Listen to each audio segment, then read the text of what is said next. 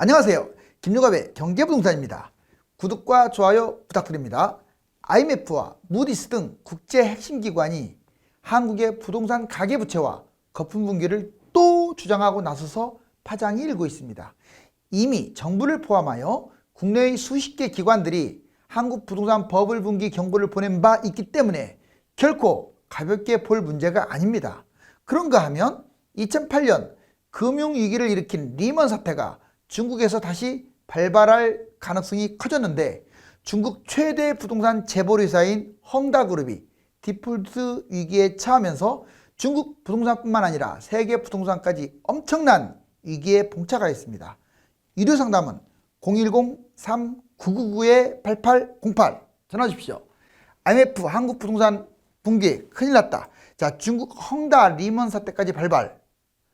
아주 지금 새빨갛게 돈잔치 때문에 이렇게 모든 위험자산이 부풀러 올랐습니다.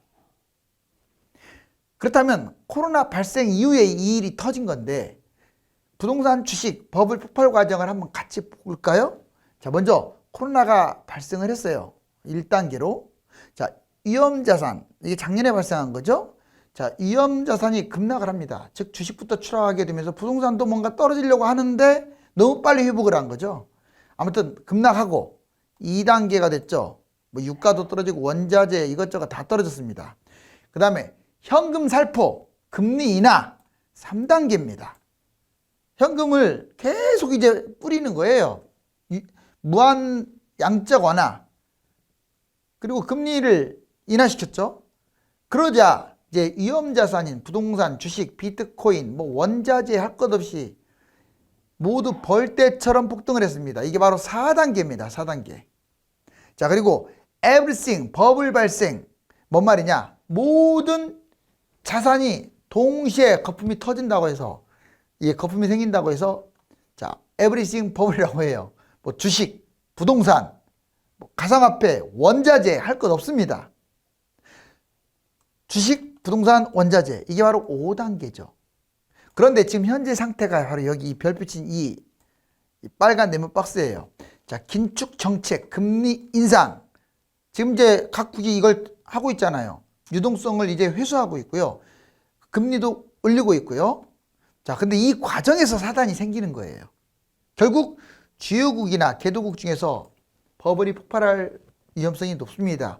개도국은 연쇄 폭발이 아닌 이상은 큰 의미가 없는데, 경제력이 있는 뭐 미국이나 중국이나 유럽 이런 나라들도 지금 위험하다는 거예요. 자, 이게 터진다면 마지막 8단계에서 주가, 채권, 부동산, 원자재 한꺼번에 정말로 everything 버블이 발생하는 겁니다. 지금 이게 가능성이 상당히 높아졌어요. 자, 이제 IMF 신용평가사 한국 부동산 또 강력 경고하고 나섰네요. 신용평가사는 무디스입니다. 자, IMF와 신용평가사 한국 부채 급증 경고, 한국경제TV에 나온 말이고, 충격 IMF 경고, 한국 국가부도 위험이 크다라고까지 말하고 있어요. 매일경제 MBN. 먼저 저금리, 저성장, 저출산이 3저가 문제였는데, 여기에 인구 고령화까지 겹쳐서, 자, 한국 부동산이 IMF가 부도까지 날 위험에 놓여 있다. 두 번째, 부동산 거품 위기가 아주 높고 중국 다음으로 심각하다. 사실상 세계 지금 1, 2위 거품 경제, 주요 국가에서 1, 2위 거품 경제는 1위가 중국이고요. GDP 대비로 했을 때 2위가 대한민국입니다. 그리고 도시로 따지고 또한 이번에는 GDP를 무시하고 이렇게 했을 때 우리나라가 중국보다 거품이 더 훨씬 심해요. 자, 이제 집값 하락, 취약, 결국 집값이 너무 많이 거품이 생겨서 아주 지금 폭락하는데도 취약한 상황이 발생했어요. 결국은 폭발한다고 하잖아요. 특히 이 계층이 누구냐? 영세적으로 대출한 사람들, 우리 소상공인들 말하는 거예요. 실업자들 또는 연령층이 높거나 20대들. 자, 현금 살포 경고. 지금 현금을 막 무한적으로 살포하고 있죠. 우리나라도 계속 돈 주고 있잖아요. 물론 살리기 위해서, 소비를 살리기 위해서는 필요악인데, 그렇지만 대외 의존도가 우리나라가 높아요. 그리고 환율도 상당히 취약함에도 불구하고 너무나 지금 돈을 풀어버렸기 때문에, 또 이 돈이 소비 쪽으로 간 게 아니라 최악이죠, 최악. 왜 최악이라고 하느냐? 부동산 쪽으로 가고 주식으로 간다는 것은 최악이에요. 이쪽으로 몰렸다는 거. 가계부채 지금 최대치고 다른 나라에 비해서도 최강이에요. 코로나발 부동산 투자. 이 코로나가 터지니까 돈이 막 넘쳐나니까 부동산 투자에 열을 올린 거야. 그러면서 금융부실을 확대 지금 우려가 생겼고요. 전세대출로 투자하고 금융 시스템은 아예 화약고가 됐어요. 오죽하면 정부가 대출 금지, 금리 인상의 카드를 막 팍팍 쓰겠어요. 은행에서 전세대출, 특히 우리나라만 갖고 있는 이 전세, 이걸 대출받았다는 게 지금도 막 폭증하고 있죠. 이게 문제인 거죠. 자, IMF가 이렇게 꼼꼼하게 지적을 했습니다. 자, 이제 중국발 리먼 사태인 부동산 붕괴 직전에 놓여 있다. 아주 지금 이건 엄청난 사건이에요. 미리 파장에 좀 대비할 필요가 있겠네요. 부채 351조, 중국 부동산 재벌 중에서 한때 2017년에는 1위도 했었어요. 중국. 그럼 엄청 큰 회사인데 이 헝다가 파산설이 휩싸였고 중국판 리먼 사태라고 하나같이 뉴스에서 나오죠. 자, 동아일보에서 나왔고요. 중국 부동산 거품 이제 붕괴 직전이다. 먼저 헝다 부채가 351조, 어마어마하죠. 대위기. 150만 선분양자들이 피해를 보게 생겼죠. 20일 이제 이자를 갚아야 하는데 지급불능이라고 선언했어요. 부채 비율이 무려 474%, 자기 자본 대비 부채 비율이 474%로 회복 불능입니다. 점점 지금 눈덩이처럼 커지고 있어요. 자, 주가는 급락하고 이 헝다 채권 거래는 아예 중단돼 버렸어요. 주가가 90.3% 하락했어요. 자, 홍콩에 있는 이 헝다 주가가 무려 90.3%. 지금도 떨어지고 있습니다. 자, 채권은 30% 폭락 이미 중단됐고요. 부동산 경제 25%를 차지해요. 중국에서 부동산이 경제에 차지하는 비중이 무려 25%인데 이 부동산이 붕괴되면 이건 중국은 금융위기가 터질 수도 있는 거예요. 자, 헝다 파산. 이게 여기서 끝나는 게 아니라 국제 금융위사라든가 국가로 확대된다는 거예요. 2008년 리먼 사태급이라고 보면 되고요. 헝다 달러채 국제위기, 헝다가 이 달러 채권이죠. 이걸 엄청 사들였는데 이게 국제위기에 지금 되고 있어요. 자, 컨설팅 로키 회사에 지금 자문을 했는데 좀 늦은 감이 있고요. 코로나 돈 살포에 대해서 지금 자, 에브리싱 버블이 온다라고 제일 먼저 주장한 분이 제프리 프랑켈이라고 하는 유명한 석학입니다. 자, 제프리 프랑켈은 에브리싱 버블, 즉 돈을 너무 찍어내는 바람에 이 유동자금이 어쩔 수 없이 찍어냈잖아요. 살리기 위해서. 코로나 때문에 이 유동자금이 정말 도움도 되지 않는 부동산하고 이런 쪽으로 막 퍼지는 바람에 문제가 생겼다 이거예요. 이게 우리나라 현상만은 아니에요. 전 세계적 현상이에요. 자, 부동산, 주식, 채권, 원자재 쪽으로 거품이 폭등해서 대폭락 위기에 놓여 있다. 아까 헝다는 하나의 예예요. 위험자산 가격이 거품 폭등으로 동시 붕괴에 놓여 있다. 이게 하나만 터지는 게 아니에요. 주식, 채권, 원자재, 부동산이 그냥 동시. GDP 대비 국가 부채가 급증하고 있고요. 자산 버블은 엄청나게 지금 확대 중입니다. 지금 부자가 돼서 그런 게 아니에요. 어떻게 보면은 주가나 부동산이 반토막 나야 정상인데 경기도 안 좋으니까 코로나로 2배 뛴다는 게 말이 됩니까? 그런데도 돈을 워낙 찍어내고 돈이 그쪽으로 쏠림 현상을 가져오다 보니까 거품이 심화된 거죠. 자, 코로나 무한양적 완화, 금융 불균형을 야기시켜 버렸어요. 시장의 유동성, 유동자금이 넘쳐난 데다가 현금 살포 또 얼마나 많이 했겠어요. 각 국가에서. 부채가 누적됐는데 이게 심각합니다. 결국 이거는 악성 부채를 야기한 거죠. 기업이든 가게든 간에. 자, 결국 굳이 따지면 이 순서로 거품이 커졌어요. 거의 동시에 커지긴 했지만 주가, 그 다음에 비트코인, 원자재, 부동산 순으로 거품. 최근은 부동산이 다른 나라도 엄청 거품이 폭발하고 있는 중이에요. 물론 우리나라하고 비교한다면 우리나라가 거품이 훨씬 심합니다. 왜냐하면 다른 나라는 2020년 코로나 이후에 주로 폭등했다면 우리나라는 2016년 또는 17년 바로 문재인 정부 때부터 폭등을 했기 때문에 훨씬 많이 부동산 거품이 심하다는 거예요. 신흥국, 개발도상국 부채는 선진국보다 훨씬 더 심합니다. 금융 안정성이 최악이에요. 긴축 과정에서 통화 위기, 외환 위기, 긴축 발작. 예전에 82년에 한번 이런 일이 벌어진 적 있죠. 자, 코로나 지속 상황이 될 가능성이 높고요. 저소득국, 개도국 여기에 빨리빨리 백신 지원이 지원되면서, 왜냐면 백신 지원이 안 되게 되면은 그로 인해서 코로나가 더 확장되고 그러면 금융위기가 더 터질 가능성이 높잖아요. 도미노식으로. 그래서 이 개도국이나 저소득 국가 백신 접종률을 빨리 높여야 한다. 아울러 치료제도 개발시켜야겠죠. 한국 부동산 거품 결국은 자, 이런 나라들이 한 번씩 거론을 했어요. IMF, 한국 가계부채, 집값 거품, 오늘 말씀드렸던 핵심 사항이고요. OECD도 주택 거품 경고, 금융 비대칭을 주장하고 나섰고, BIS는 가계부채, 신용갭, 신흥국을 추월했다. 오히려 신흥국보다 우리나라가 더 위험하다. 자, ADB, 자, 한국 내 집 마련 부담이 아시아의 1위다. 즉 거품이 1위다고 보시면 돼요. 블룸버그, 코로나 유동성, 부동산 급락할 위험성이 있다. 자, 요미우리, 연봉 18배 거품으로 자기 나라 12배보다 훨씬 심하다. 이 인구 급감도 거품 분기가 야기될 수가 있다. 정부, 한국은행, 가계부채 집값 거품이 세계 최고 수준이다. 오죽하면 우리나라 정부에서 이런 말하고 한국은행에서 가계부채 거품이 터진다는 얘기를 하겠어요. 국토연구원 10년간 6.4% 하락, 공급 과잉에다가 금리 인상이 앞으로 계속 이어질 것이다. 이처럼 한국 부동산에 대한 경고가 아주 크게 터지고 있습니다. 이제 근거 자료들을 보면 중국발 리먼 사태 헝다그룹 최대 위기, 자, 급증한 중국의 민간 부채 보시면 기업 부채가 제일 심하고 그 다음에 가계 부채, 정부 부채 보시면 이게 다 합쳐가지고 대략 320%인데 거의 300%에 육박하는 빚이에요. 중국이 이 좀 불안한 나라인데 그 GDP가 인구가 많잖아요. 또 중국은 우리나라하고 같이 비교하면 안 돼. 인구가 많아서 더 위험한 거예요. 중국은 결국은 제가 보기에는 금융위기 터지는 쪽으로 갈 것 같아요. 이미 규제 철퇴 맞은 중국 부동산 재벌 헝다그룹, 헝다그룹의 문제만은 아니에요. 반도체 유산에 지금 디폴트 위험에 처한 그 지방 정부 또는 지방의 기업들이 엄청 많습니다.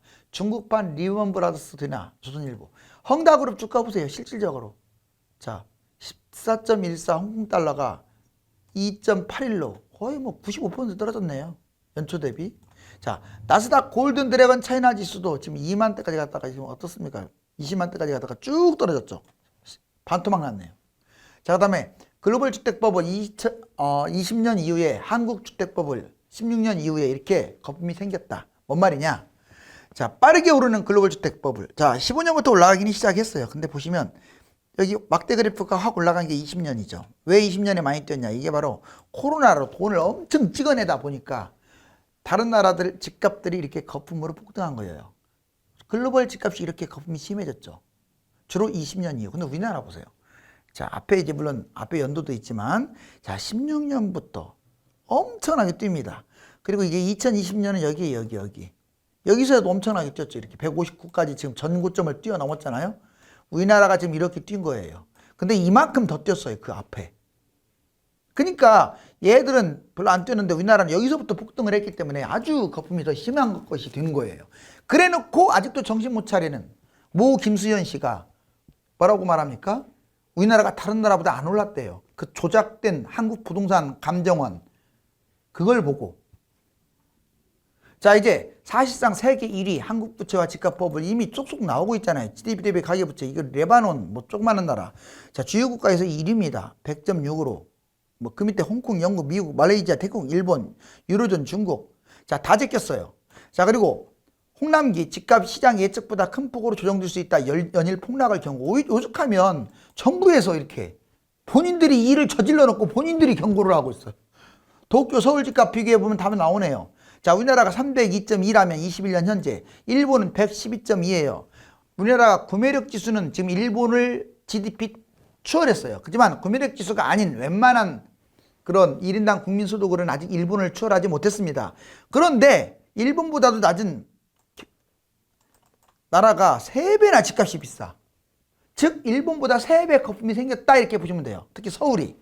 자, 이제 부동산 신고가율 크게 줄고 매물은 늘었다. 지금 요즘 집값은 높은 상황에서 신고가를 찍거나 거기서 이제 놓여 있는데 거래가 안 되고 있고, 희한한 일은 낮춰도 거래가 제대로 안 되면서 점점점 신고가보다 이제 낮은 매물들이 증가하고 있고 또 낮은 거래가가 늘어나고 있어요. 여기 보세요. 지금 보면 신고가율이에요. 자, 제주, 서울, 인천, 대전, 경기도까지, 부산까지 보겠습니다. 지금 부산도 뜨거워요. 지방에서 제일 뜨거운 곳이 자, 대전하고 부산이죠. 보면 신고가율이 이제 59, 57, 서울까지는 둘 중 하나는 신고가야. 근데 재밌는 게, 자, 인천부터는 신고가율이 확 떨어져요. 즉, 신고가율이 40%로 내려갔다는 것은 그냥 오히려 고가 밑에 거래되는 게 60%로 거래된다 이렇게 보시면 돼요. 대부분의 도시들은 60에서 80% 정도 낮은 가격으로, 신고가보다 낮은 가격으로 거래가 된다. 이걸 보여드리는 거예요.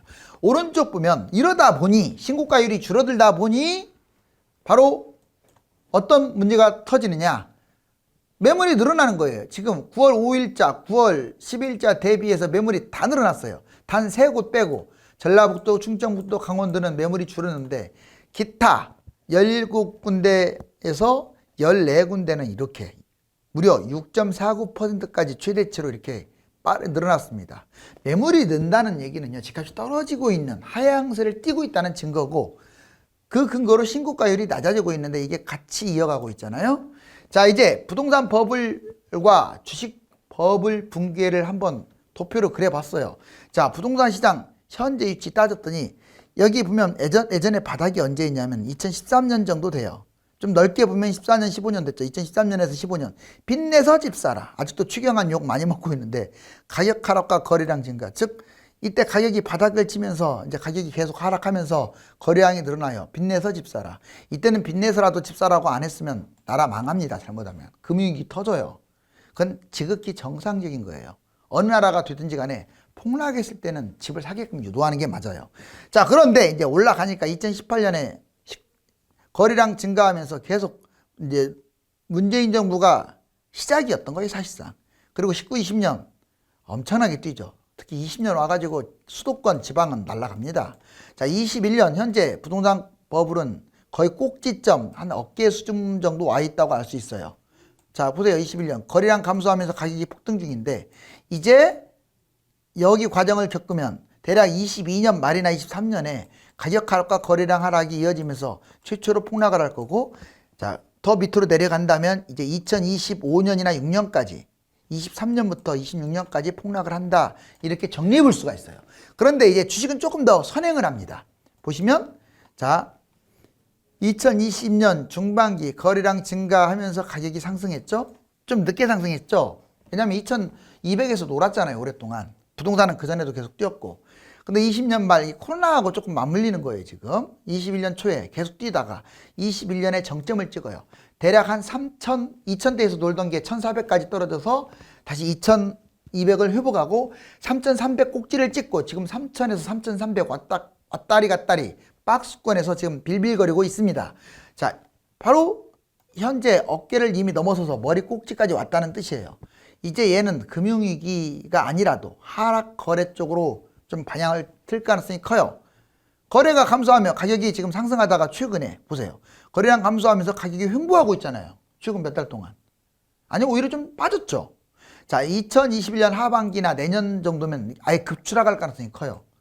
그리고 2023년에는 바닥 대폭락할 가능성도 높죠. 물론 이게 다 맞는 건 아니지만 분명한 사실은 주식이 부동산보다 먼저 빠진다는 것은 확실하기 때문에 조심해야 합니다.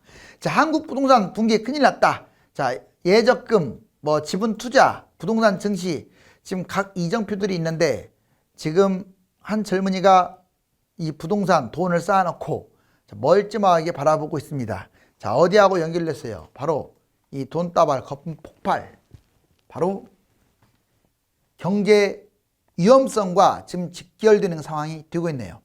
한국과 중국이 부동산 거품이 유독 불거져 나오는 이유는 집값 거품이 세계 1위를 다투고 있는 데다가 가계와 기업 부채가 아주 높기 때문입니다. 코로나 이후에 무한 양적 완화로 위험 자산의 거품이 커진 상황이며 지금이 절정으로 치닫고 있으니까 특별히 조심해야 하겠습니다. 감사합니다.